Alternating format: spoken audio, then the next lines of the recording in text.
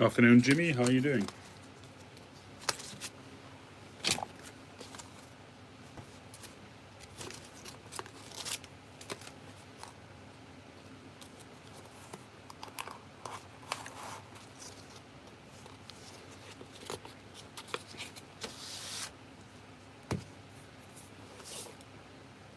Just let this undercrown. It's been in my humidor for quite a long time. It's got such a chocolatey aroma.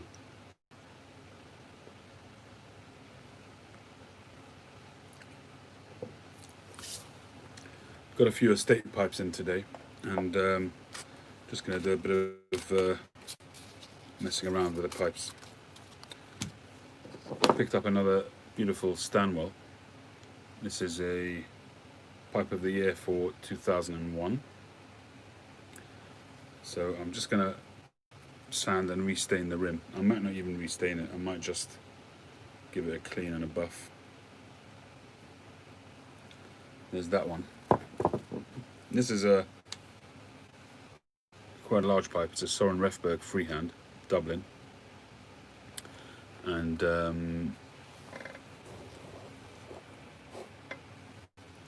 I used to be a big fan of Soren Refbjerg. I mean, I still am, but I don't really buy them that much. Number one, he doesn't produce them anymore. He's retired.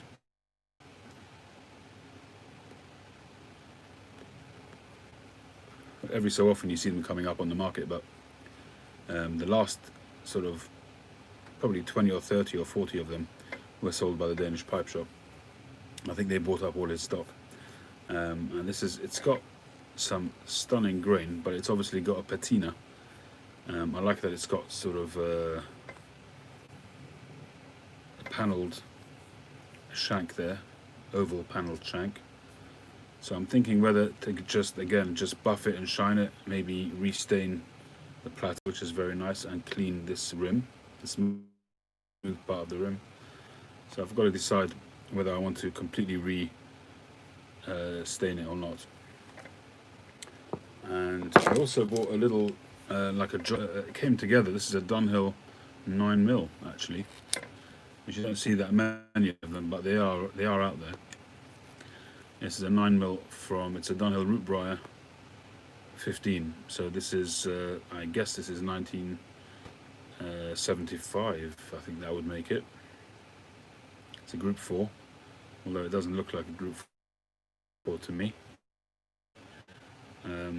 But there you go. It's a little bent apple, I guess you'd call it. You look at the shank compared to the bowl, it looks pretty meaty, that shank, but I guess it was done so to accommodate the 9mm filter. Make pipes with a much narrower filter, but I get nowadays. This is being cut out of the stem by the looks of it.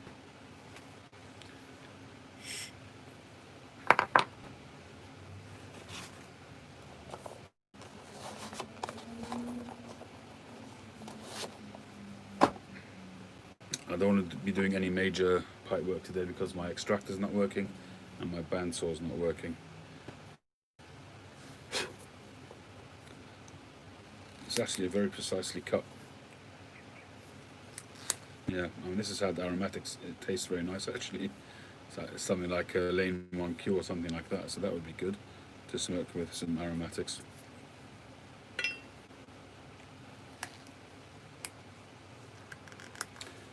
And then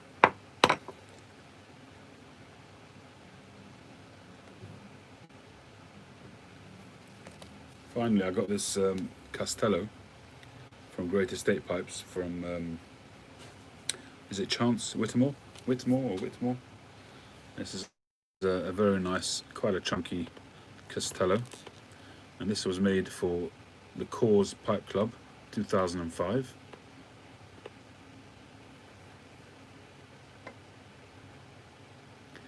And because it was chunky, I figured there's a reasonable chance of converting it to 9mm. In actual fact, the tenon is very, very loose. Hi, Boris.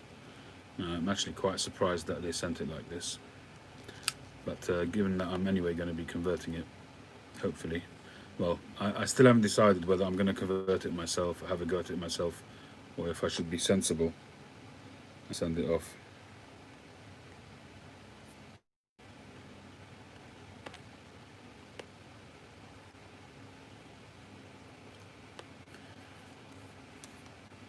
It's my first Castello. I have had a Castello, but sent it back from GQ Tobaccos. I didn't keep it.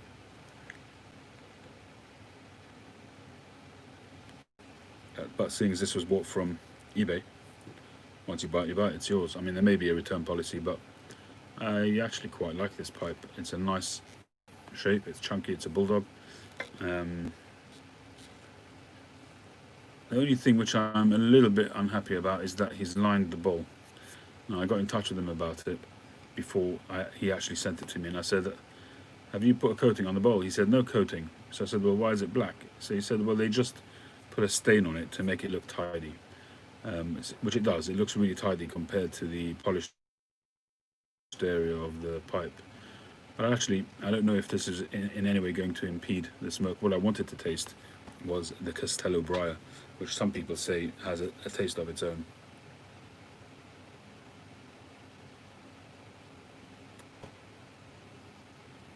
I was in touch with Mike Briar Blues. He's a big Castello man, and he said I should just rub it gently with some sandpaper and take it back to the briar. It should be fine.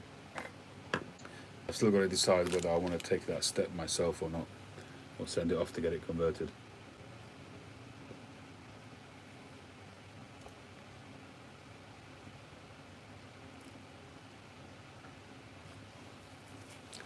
Yeah, it is a good looking pipe.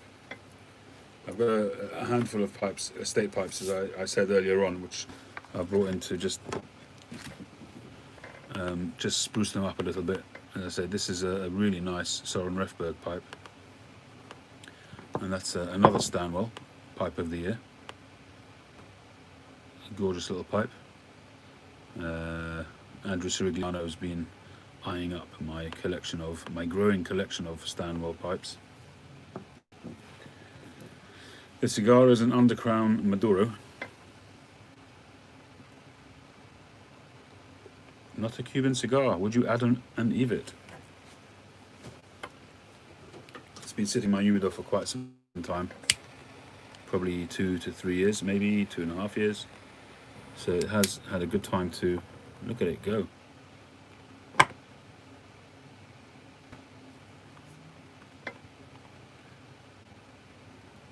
I've not seen a cigar do that before.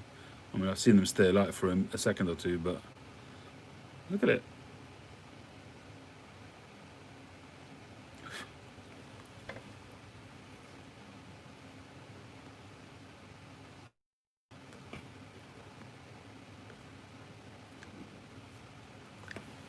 Tasting good. So have a swig of coffee.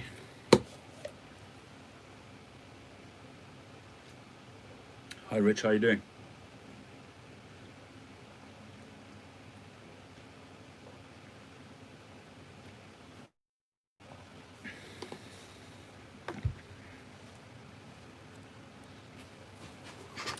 Yeah, absolutely. Certainly smoky.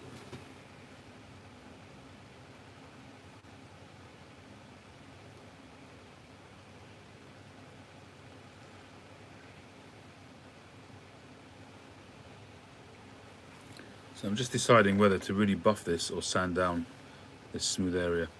I'm going to give it a quick buff and see how well it comes out. Let's take it from there.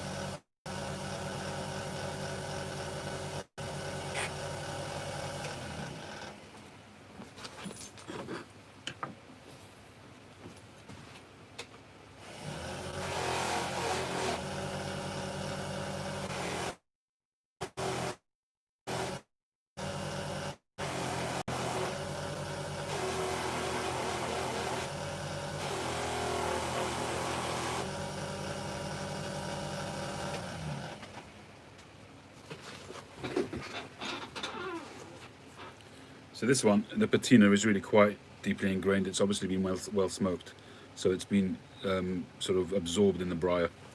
So I might sand this one.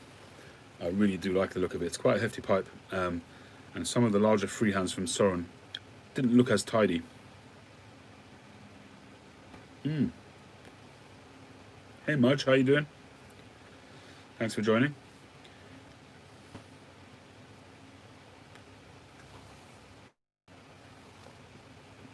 A proper COVID-19 greeting. Very suitable for you anyway.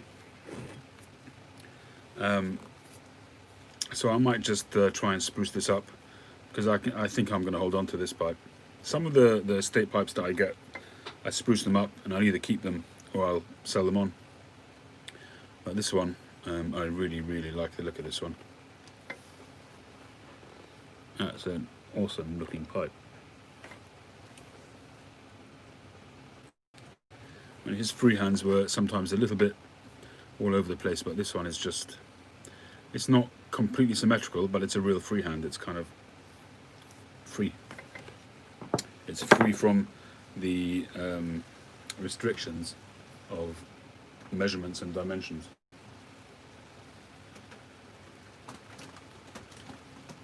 I hear the pitter-patter of rain.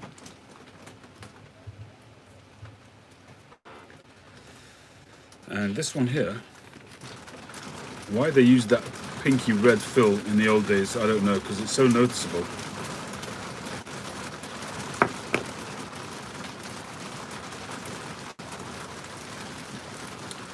Yeah, it probably is. I'd probably say it's probably about 70 or 80 grams. It is a bigger pipe, which it sits very well in the hand. But in the mouth, it's not too bad. And I've got a pretty weak jaw, so we shall see. But I just like the design of it. It's got a lot going for it. It's interesting. It's got lovely grain, a nice plateau. I'll polish that up. And you can see there's a smooth rim in there as well, which I'm going to polish up. It's got an oval shank, but with square sides, panelled sides. So there's a lot going on with this pipe. There's a lot to like. It's a pipe which you're not going to get too bored with, and it's got like a panelled base as well. But what I really want to try and get out and to make pop is the grain. It's got fantastic grain, really has. It's got straight grain, flame grain, bird's eye. It's a worthy pipe, it really is.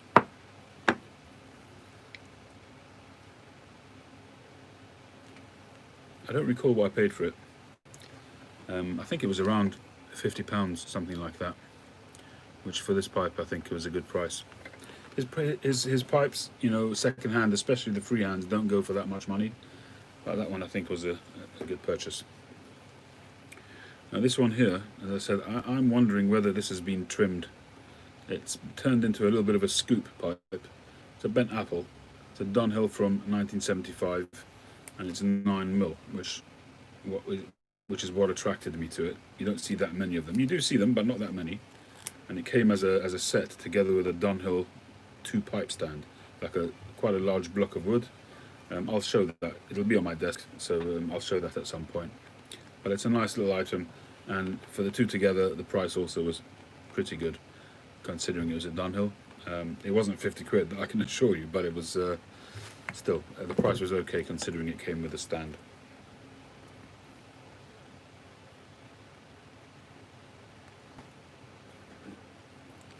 So I think I might just make a start on this Refbjerg.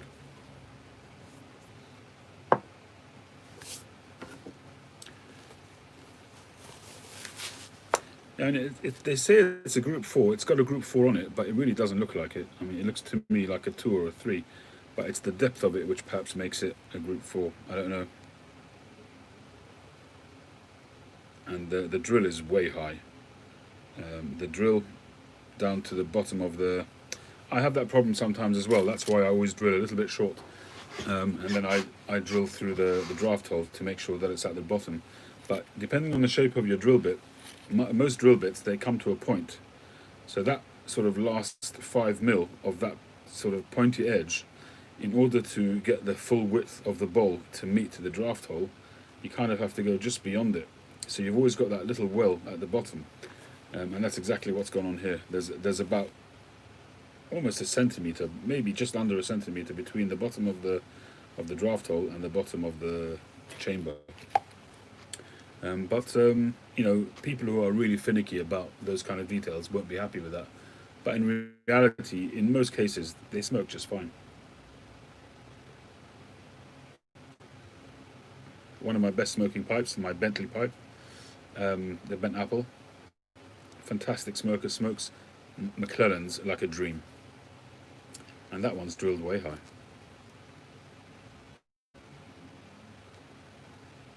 No gurgle, which is, it confounds me really, because that really, strictly speaking, should have gurgle. Alright, here we go. We're going to sand this. Wish me luck.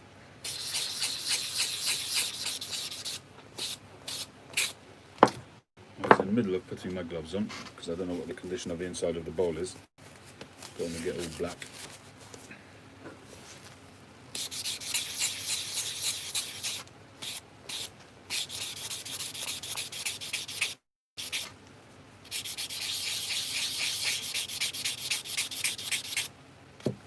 So even on the sanded bit, it's still quite brown, you know, because it's already absorbed a lot of the tobacco juices over the years that it's been smoked. But depending on what stain I use on it, hopefully it'll brighten it up.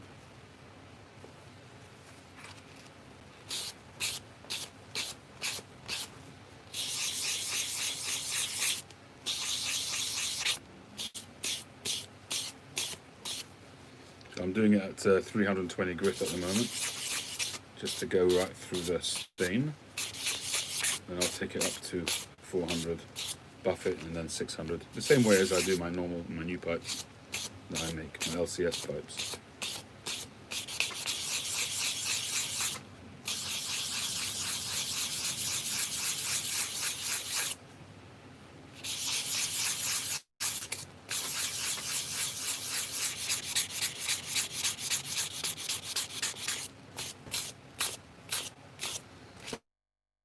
I haven't got a second screen with me, so I'm seeing the messages as they flash up on the screen. So if I've missed a message, if you don't mind resending it, if it was something that you wanted to comment on.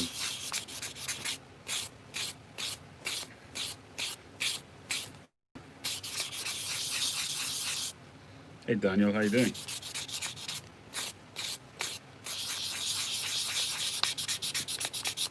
I'm doing a little restoration on a Soren Refbjerg freehand Dublin.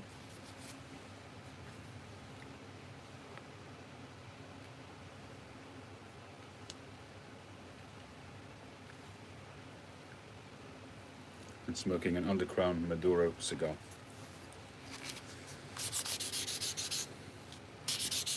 The cigar's pretty good. It's been in my humidor for a while, so it's settled down quite nicely. When I'm in the garage, when I'm in the workshop, if I'm going to smoke a cigar, which I don't often do, but if I am, it will quite often be a non-Cuban cigar. And when I'm in my office upstairs, it'll usually be a Cuban cigar.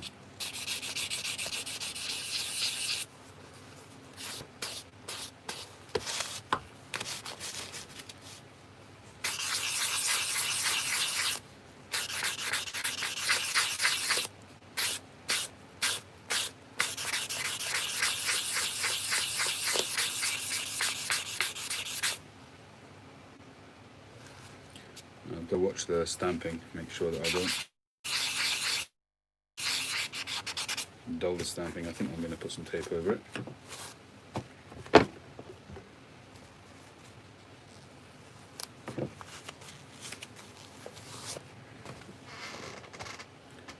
Half a tick.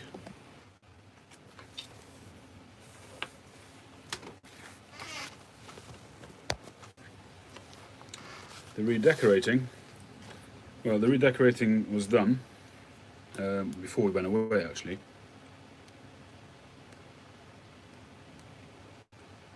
But my wife is now busying herself with accessorizing, and I've pretty much had enough of it. because my wife, once she gets going, there's no stopping her.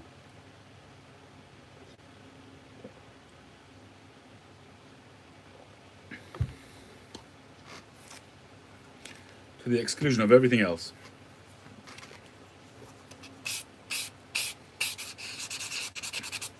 And generally in life I try to keep my calm, but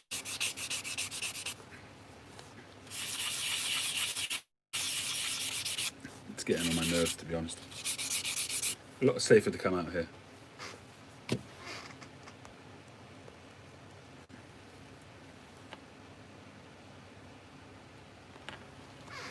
Burning the 1-star or 2-star.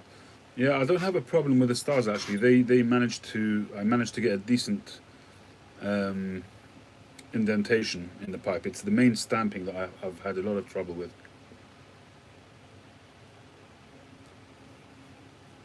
The stars haven't really been a problem because they're just individual stamps, so I can press them really hard and I don't have to worry about positioning and stuff like that. So I haven't really had any problems with the stars, but it was the LCS pipe stamps, and I just haven't used them. I've been using the old-fashioned stampings for now, but I'm in touch with a stamping company in America. It's just that they're really slow, so I'm hoping to get that sorted soon. It's taken me like a month to get a price from them. You know, okay, it's during COVID and holiday season and all of that, so you got to make allowances, but still very, very slow. But I've seen a lot of the guys who have recently started making pipes using them, and John Keller's using them, and they're all very happy, so I figured I'll give it a try.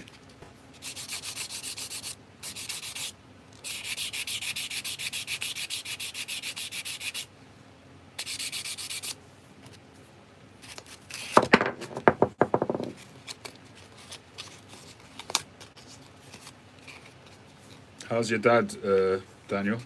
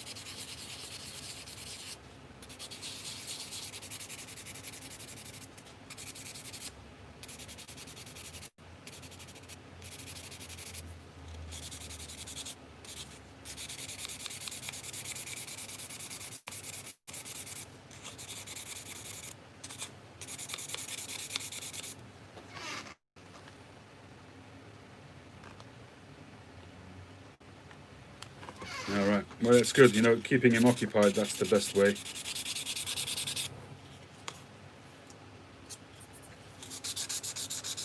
It's when they feel that they've got no purpose. You know, the older they get, the frailer they get, it just becomes, you know, they go downhill.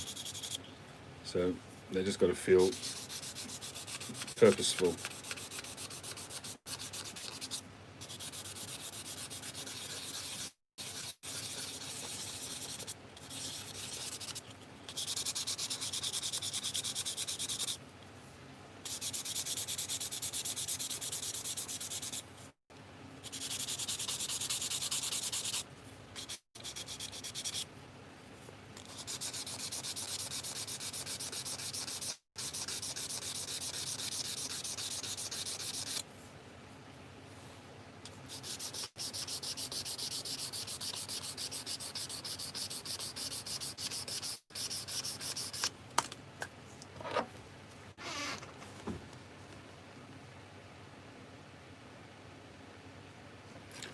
That's it. That's exactly it, Daniel. You got to keep him busy and occupied, and you got to let him think that you need him, even if you don't rely on him, and you wouldn't want to rely on him. You wouldn't want to tax him. But even just to ask him advice on something, or even if it wasn't anything in particular, even if you knew the answer, but if he feels that he needs to hang around to look after you, that's also a purpose, you know. So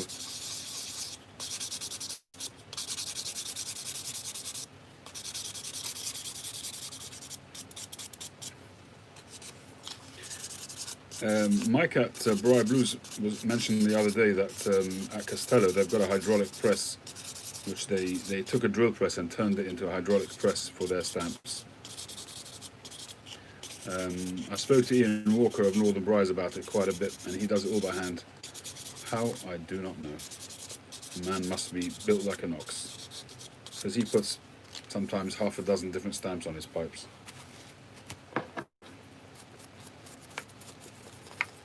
I've just realised I didn't take any pictures of this before. I should have done. That was a bit remiss of me.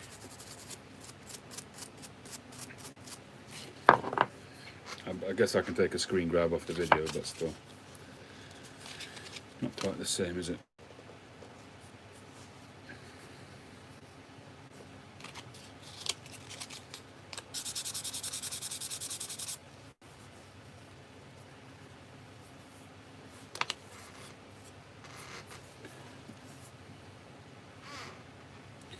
So you can see that it's kind of a beige colour because of the patina that it's got.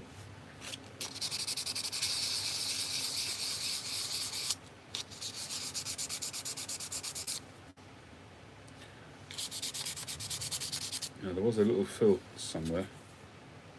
There it is.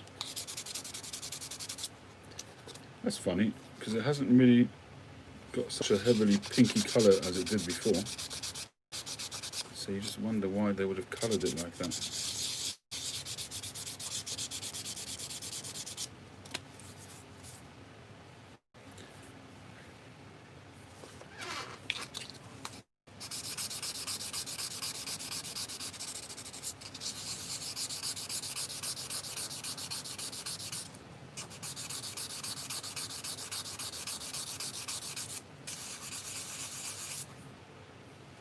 Whenever you sand an old pipe, you always get the years of use coming through. You know, you breathe in the dust, you can smell the age, the old tobacco juices coming up in the form of dust.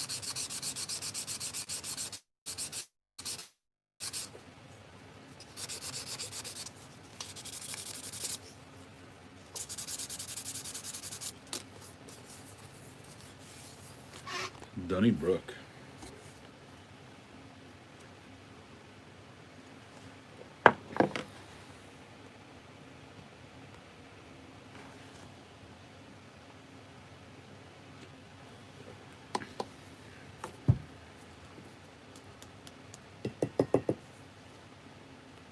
Wow, it's still alive.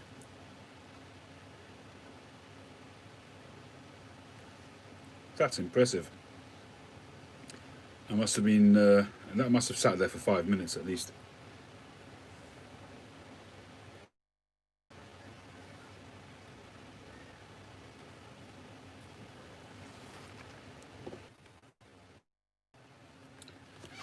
This one I didn't actually make. This is Soren Refbjerg freehand. Although I've made several freehands myself, but it's not one of mine.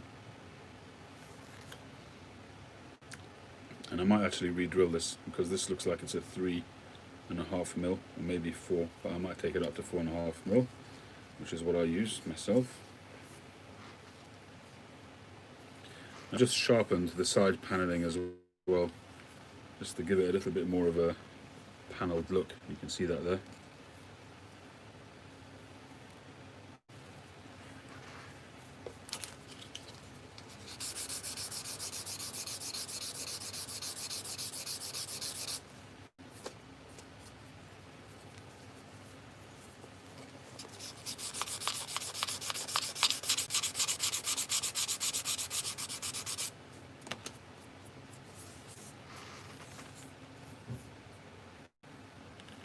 Hydraulic stamping machine. I haven't got the money to start making hydraulic stamping machines.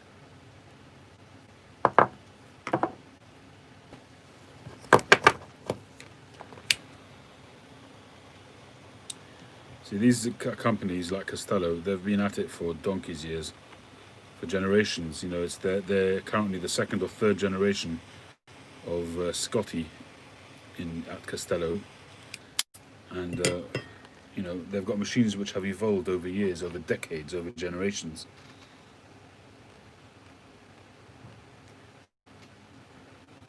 When I go to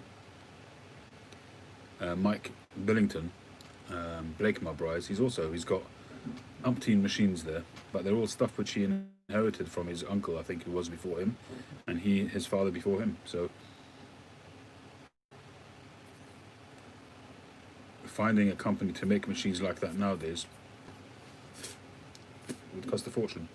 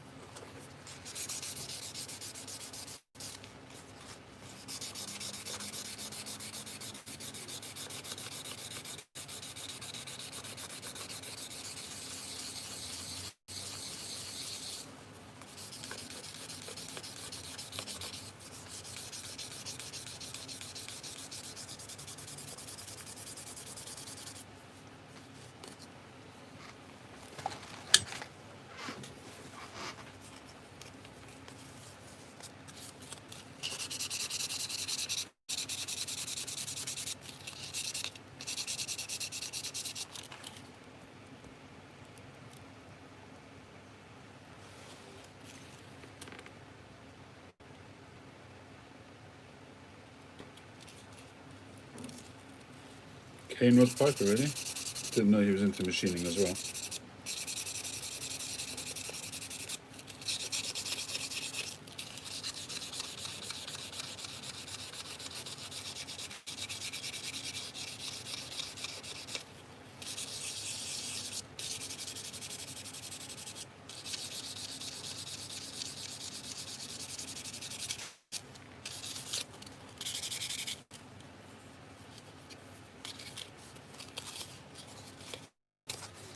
I think it's time we got a fresh piece of 400.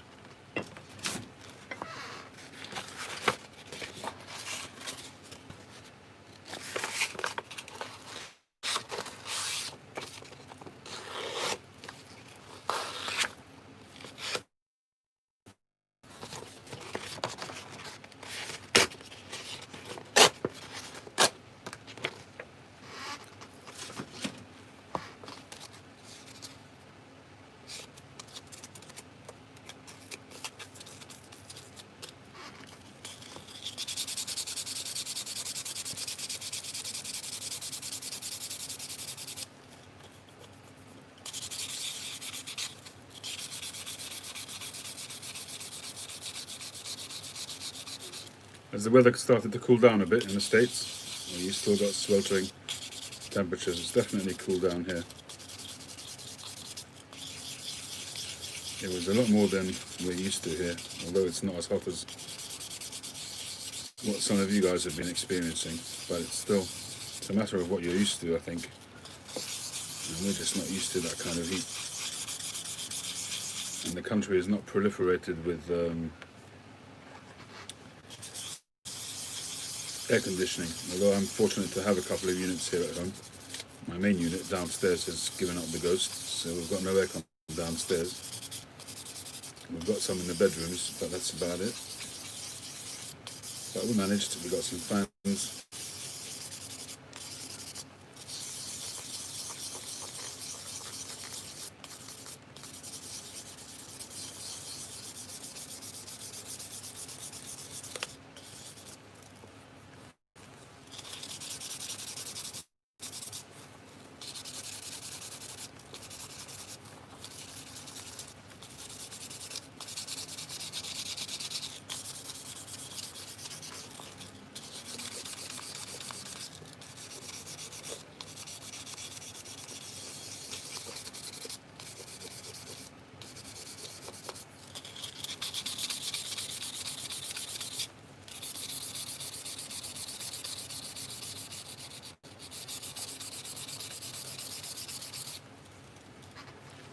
Smoking cardboard.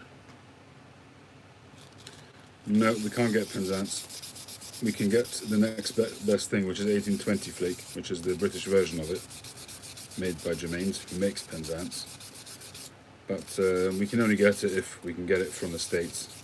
And there are plenty of guys here who have got good relationships with tobacconists in the States, like Copper Joe's. And there's one guy here who gets plenty of it every time there's a drop. He manages to get plenty, tins, bags, whatever he needs. But he's a regular customer, so they look after him. I used to be a regular customer at Boswell's, and they looked after me as well. But once I moved on to 9mm pipes, which they don't do, although I think they have finally started to do. I saw a picture of a 9mm pipe which they posted on IG. So I think they're finally getting wind of the idea that there is a niche for 9mm pipes, even in the States. This cigar is covered in dust.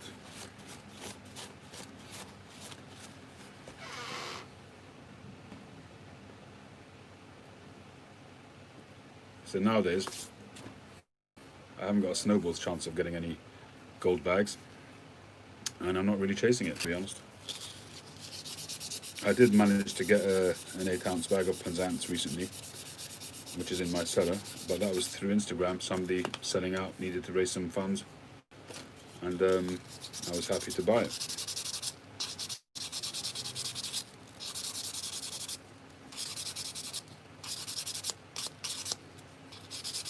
I managed to get some McClellans at the same time from the same guy. So it's those kind of opportunities which arise, you've got to jump on when they come up.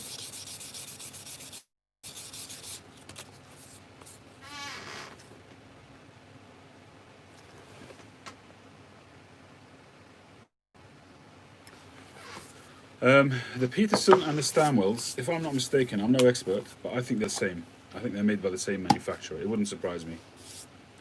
The Dr. Pearl ones may be a bit thinner.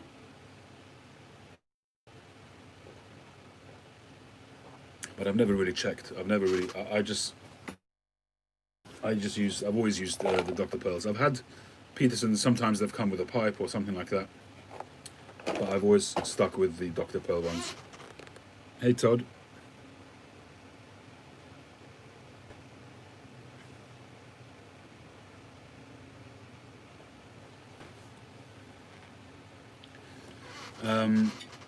In terms of using estate pipes, I've mentioned this before. You may have been online at the time, Daniel. It took me a while. When I started smoking pipes, it took me a while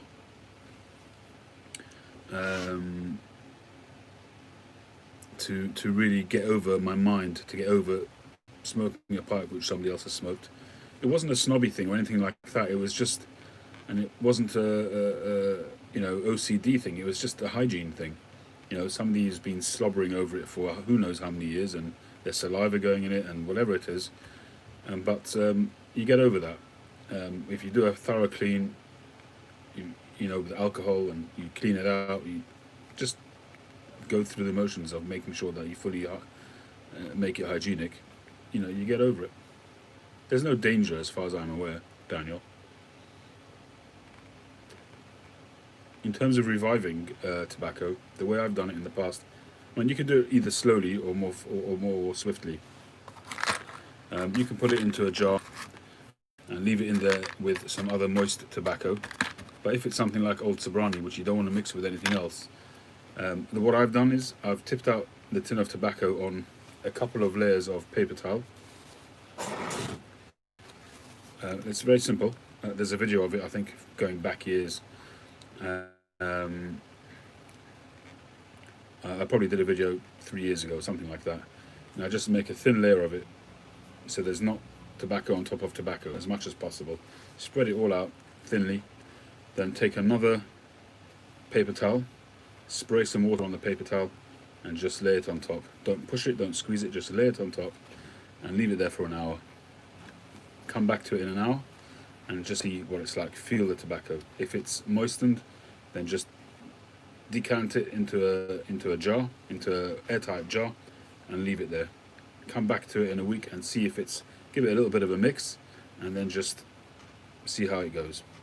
And if you're not sure, maybe do a bit of the jar first, do a quarter of the tin or half of the tin in case it wrecks it or something like that, so you're not sort of risking the whole lot.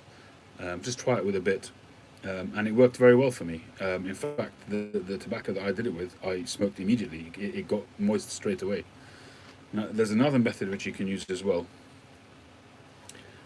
which I've used as well in the past to great success. Take a bit of the tobacco, fill your pipe, make a cup over the tobacco, and breathe. Breathe half a dozen warm breaths into the tobacco, and then blow through another half a dozen warm breaths, blow through the pipe, and it wouldn't surprise me if that tobacco is ready to go. It doesn't need much. I mean, I don't know how old your tobacco is, but oftentimes, unless it's literally dusty dry, then do what I said before. But there you go, there's another idea from Tim. Hi Tim. You could try that too. I've not done it before, but if Tim's tried it and he says it's good, then it's good.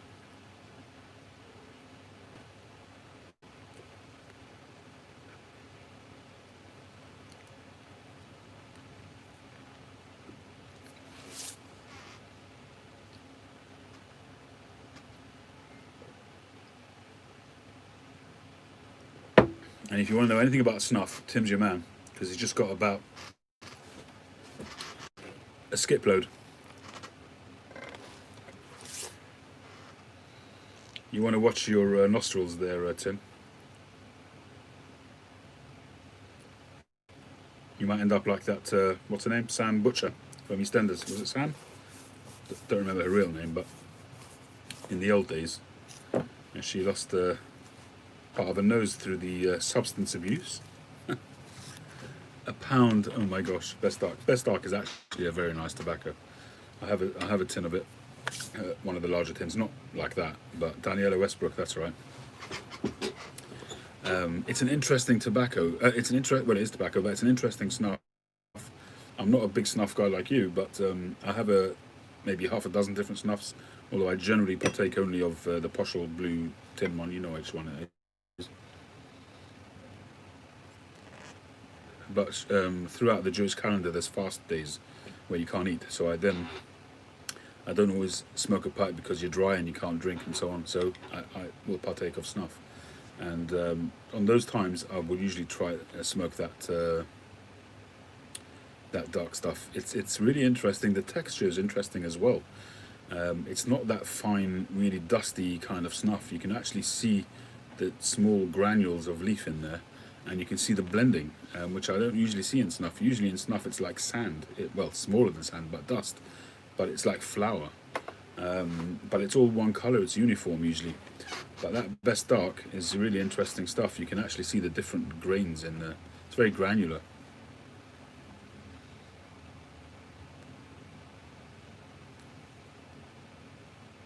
Yeah, it's got a really interesting flavour. The flavour actually reminds me of HU Dockworker tobacco. Similar kind of blending. What are the component tobaccos in there, Tim? Do you know? Sorry, I just got to get some of these messages back. Daniel White, I asked. I got a pipe front made garage at £5 cheap. It's a Dania. Oh, I suppose that means Danish. Made in Denmark, but it smells funny and it's a straight pipe. Nobody know about that brand.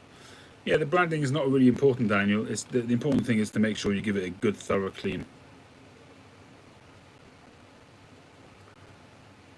A lot of people do seal it with foil tape. I know Tim used to do that.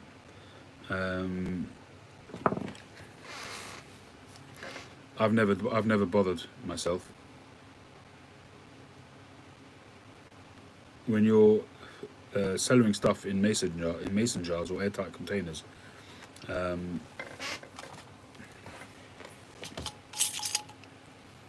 so you'll have the seal there, the rubber seal, and that basically sits on top of the edge, and then it's tightened and held in place by the ring.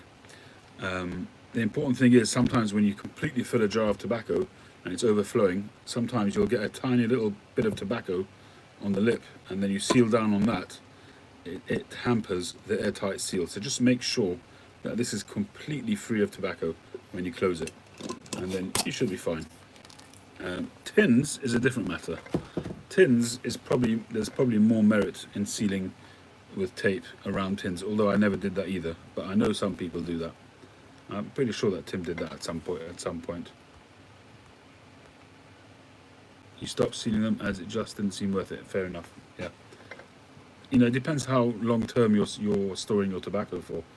I would say that if you're storing it for 10 or 20 years, then it may well be worth doing it just as a fail-safe, because tins do blow over time, especially with ones which are fermenting, and they actually create gas in the tin, and they blow out and they bulge, and eventually it could break the seal.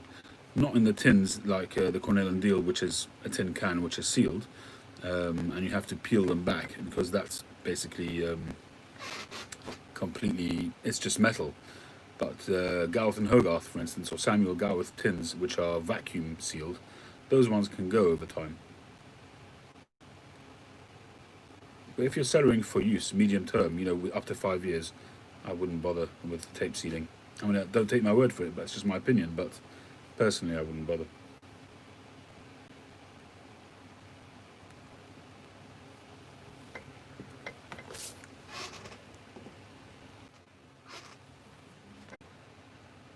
About the tin rusting, tins are known to rust, yes. If air gets to it and it gets to the moisture that's in the tobacco, then yes, it could do. You do get that sometimes. I got a tin of, I think it was from Danny Shaw, a very old tin, the late Danny Shaw, a very old tin of Penzance, and it was rusted, quite heavily rusted. And I asked on the various groups what people thought about that, and most of the people said, do not worry about it. It was in, there's obviously a wax paper in there as well, but they said just smoke it. And I've slowly been making my way through it, and it's been fine. I mean, who knows what long-term damage is results, but who knows anything.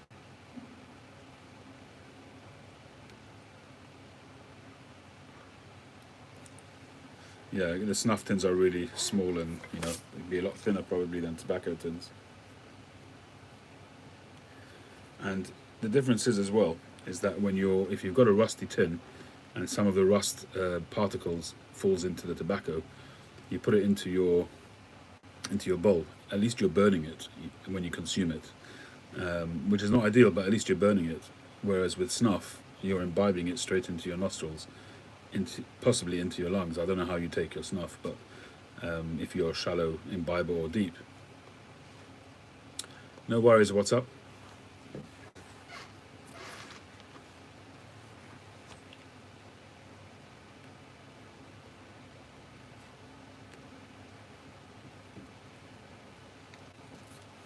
I'm going to give this a quick blast, actually. Yeah, that's the same with me, Tim. I keep it very shallow. I actually consciously don't take it into my lungs. The nicotine effect you get through the membranes in your nose, just fine. And I'm very conscious not to take it into my lungs. And after I've had it in my nose for a bit, I blow my nose in that respect. I try to keep everything away from my nose from my lungs as much as possible.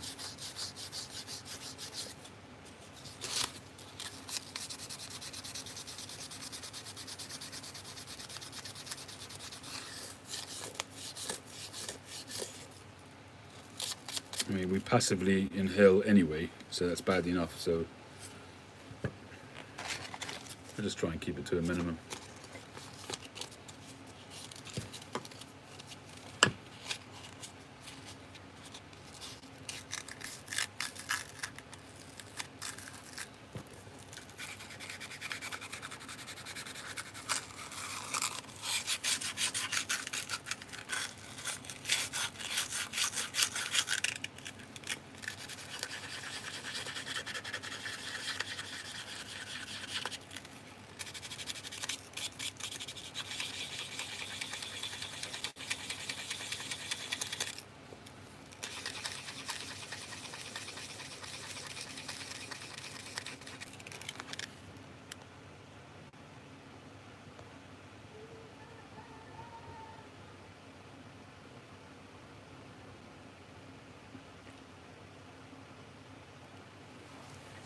what have I learned about making pipes compared to the beginning?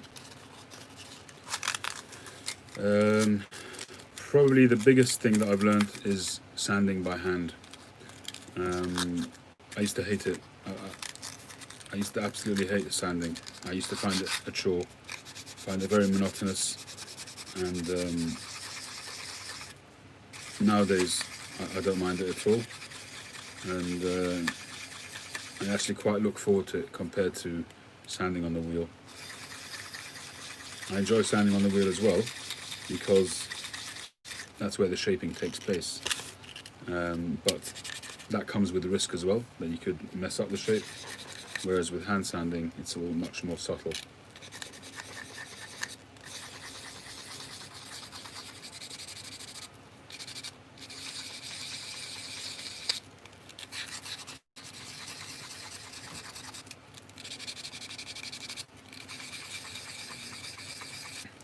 And I guess just taking it slow, well, slower. I don't like sort of wasting time, so I like to find ways to shorten the method, if you like, when I'm doing something. If I can shorten that without compromising the quality of what I'm doing, I'll do that. But with sanding and things like that, you know, I've learned that, for instance, jumping from a no, Kev, I haven't got my machinery up and running. I was on the phone to Axman. I mean, I can still make pipes, it's just that it takes a bit longer. When I'm making a block, I would cut it on the bandsaw like that just to get the bulk of it off, and I'm having to turn it, which means I've got to keep sharpening my chisel, and it just takes longer.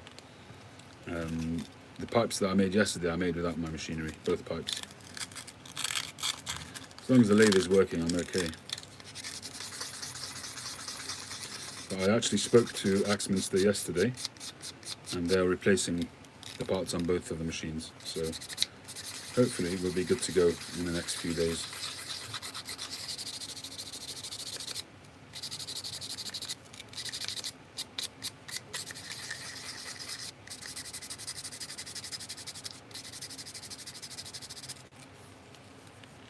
Yep, indeed it is, Kev.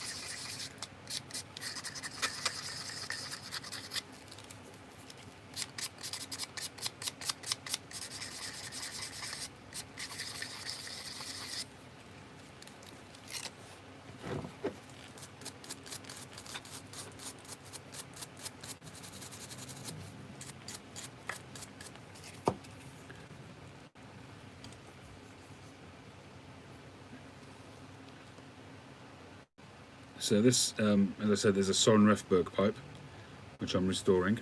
I mean, there wasn't anything wrong with it or anything, but I just wanted to brighten it up. And chances are I'll be keeping this pipe for myself. I'm a bit of a fan, even though I've only got one, I think. No, I think I've got 2 of his pipes left, and I've had a lot over the last few years. I just find them very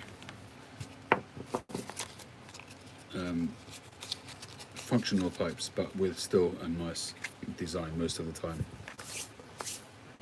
Hey George, how you doing? I've noticed that, George, because I see your comments usually about 3 or 4 videos behind, but I appreciate you, George. Thank you very much indeed. I really appreciate your comments, and I'm sorry if I don't respond to all of them.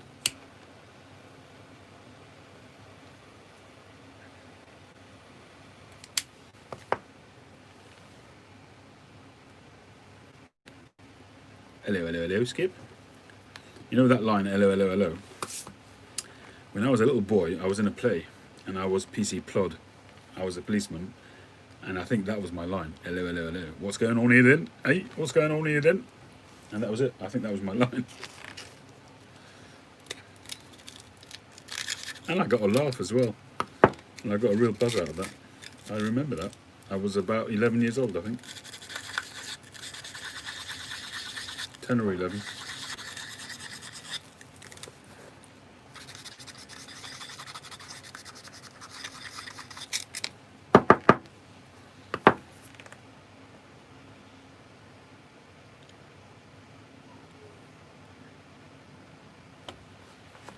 Daniel, that's just a matter of feel. It's a matter of experience, depending on the shape you're trying to make. Obviously, you draw the outline on the block, so you try to stick to those lines as much as possible. But if, for instance, there's a flaw which you have to get past, so you have to carve a little bit more, so you go with the flow. But experience will let you know how far to go, and even with the experience, you make those mistakes.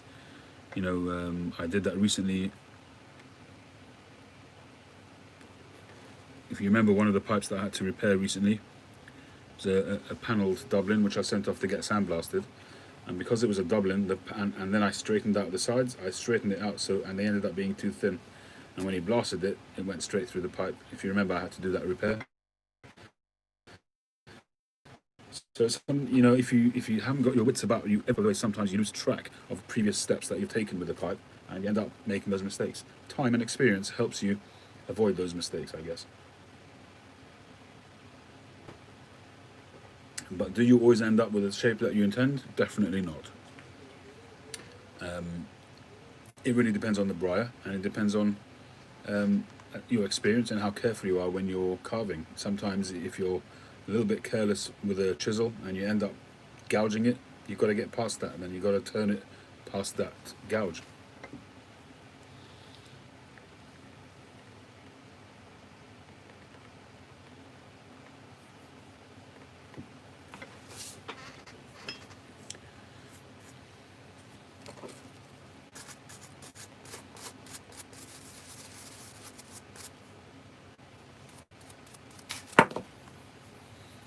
Right, I'm just going to put a bit of a test on the stain to see what it's going to look like. Daniel, that's experience. Making the same shape consistently is experience. Skill and experience. And it's just repeat, repeat, repeat until it becomes muscle memory. And then once you get to that point, then you can just repeat and make stuff exactly the same.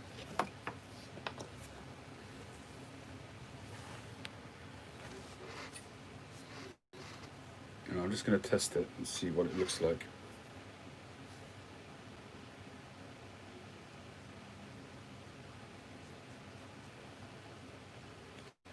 So this is going to be quite faithful to the original colour. That will give it a nice rich brown, sort of a mahogany type look. But I think that will work well. It'll still feel traditional and faithful to the original colour.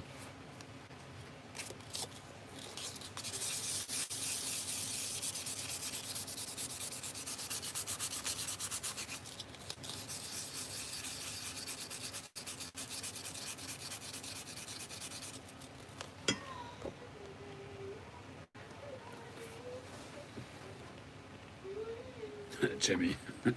Makes it feel like a high-flying drug consumer. Doesn't quite taste the same with a $10 bill, does it?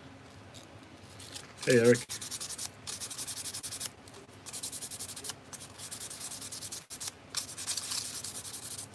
Just doing a restoration on a beautiful Soren Refbjerg freehand.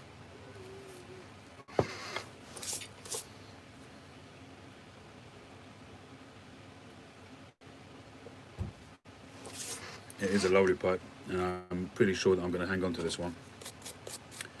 I've been a big Soren fan in the past, so I've got a soft spot for them. Just going to give it a blast on the mop.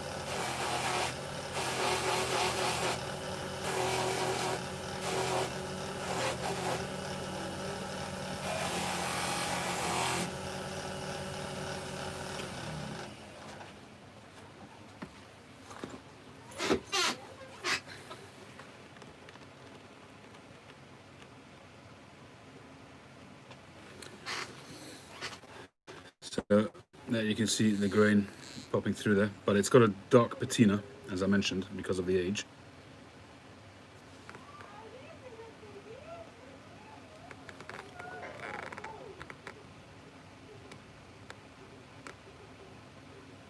Oh, good for you, Eric.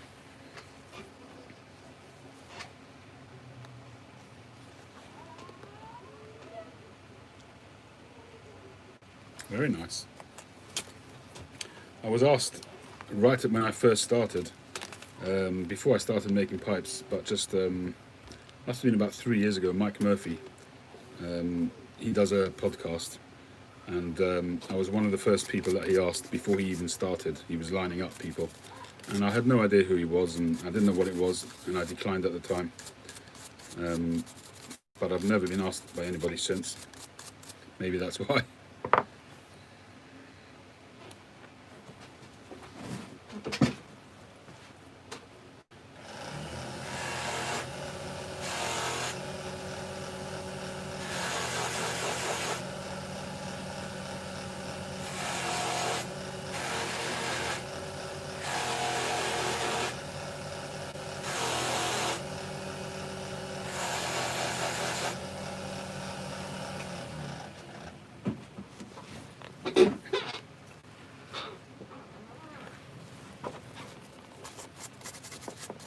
That's all right. I'm not desperate to be interviewed. It's fine.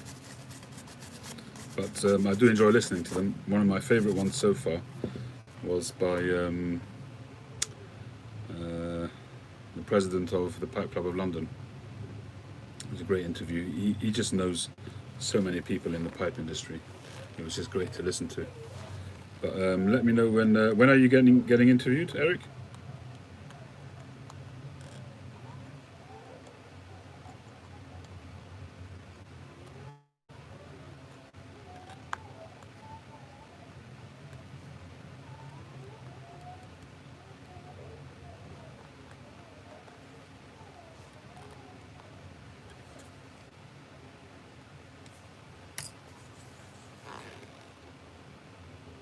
Oh, you already had your interview. Cool.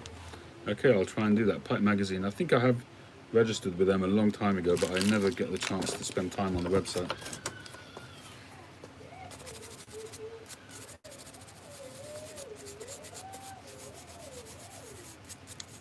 Toothbrush. Who knew?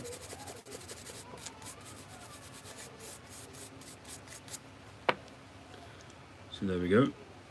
So that's just with a buff.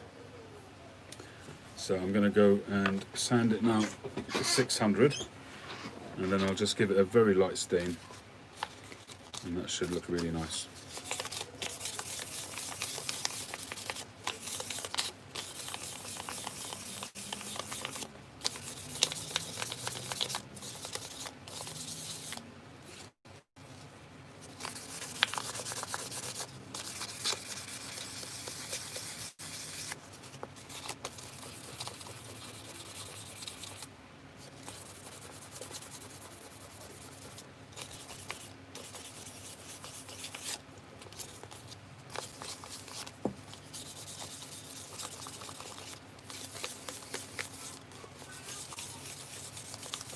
You can hear a baby in the background. That's my little grandson who's staying with us for a few days. And my daughter and son-in-law have decided to go for a little staycation and leave him with us.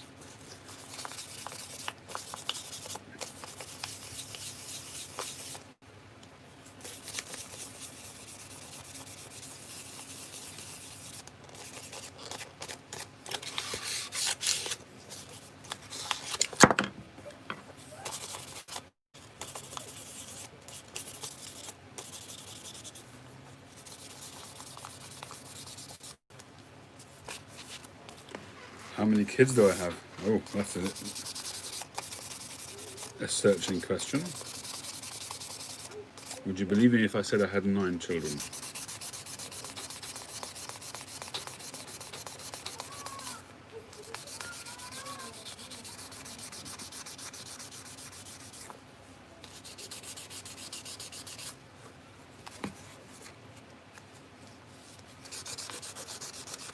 Oh yeah. kids aging from 6 to 27.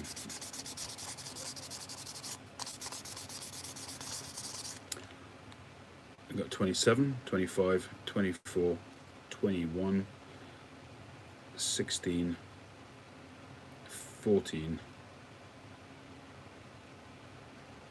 12, 8, and 6. I think I've got them all.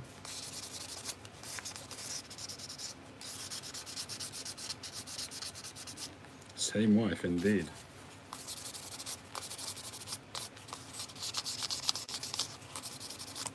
Married 28 years.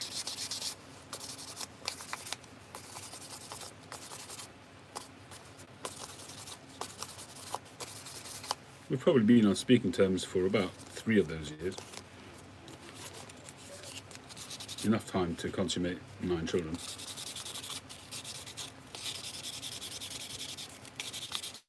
I kid you.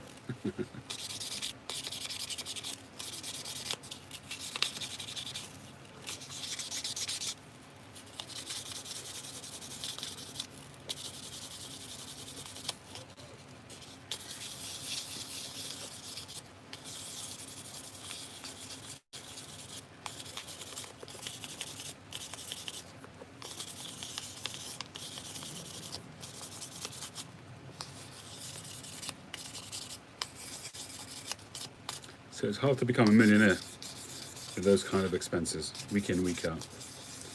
You wouldn't want to know what my expenses are, trust me.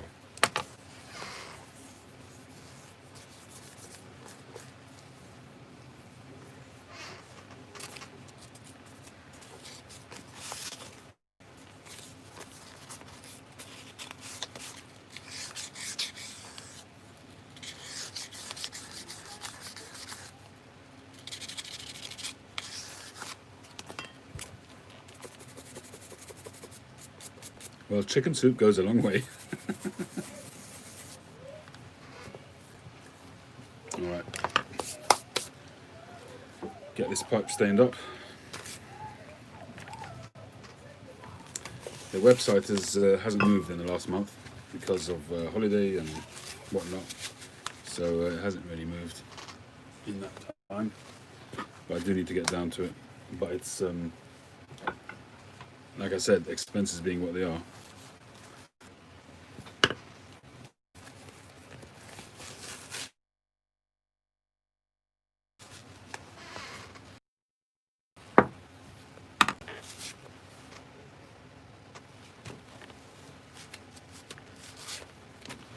I don't know if you can see this connection's gone a bit haywire, so I think I'm going to call it a day, everybody, and I'll show you the results later on. Thanks very much for joining. Catch you on the next one.